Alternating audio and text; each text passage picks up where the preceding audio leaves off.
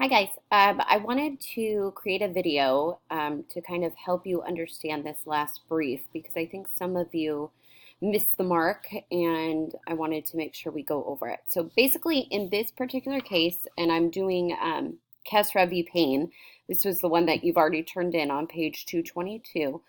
Basically what happens in the case, most of you were able to get the fact pattern. They go by a truck. They're told that the particular truck will be able to tow what they need it to tow.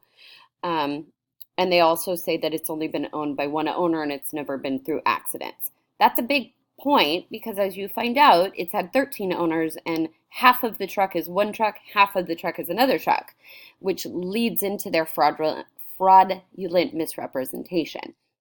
Now, they give you the issue. So most of you got the issue. The issue in this case is primarily, did Payne, who is the defendant or the respondent in this case, engage in fraudulent disclosure, misrepresentation, and reckless disregard? A lot of you hooked on to the punitive damage part. Remember, we got to get past the actual action before we can get into damage awards. So we have to prove that there was actually fraudulent misrepresentation going on by Payne. Otherwise, it's not going to matter about punitive or compensatory damages. So the rule, a lot of you went with the idea of punitive damage. Your rule is the definition of fraudulent misrepresentation. Namely, did he act with wanton and reckless disregard?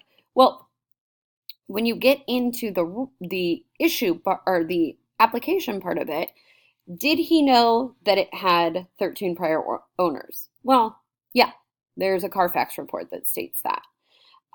Evidence proved that the truck was actually two halves, even though he told them it would be safe to drive and pull a trailer, which would be even more dangerous. And automobile experts, in fact, told them that it was completely unsafe to drive.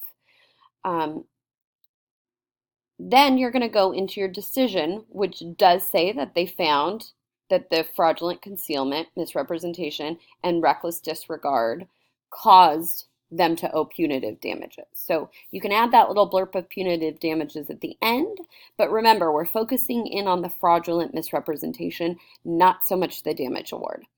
Again, if you're having difficulty with these briefs, email me them in the beginning of the week. I have lots of students that email them to me.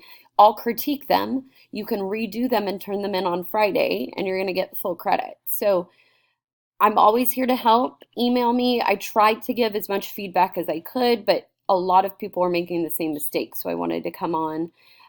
Let me know if you like the videos more than the written, and I can kind of do those from there. Have a good week, guys.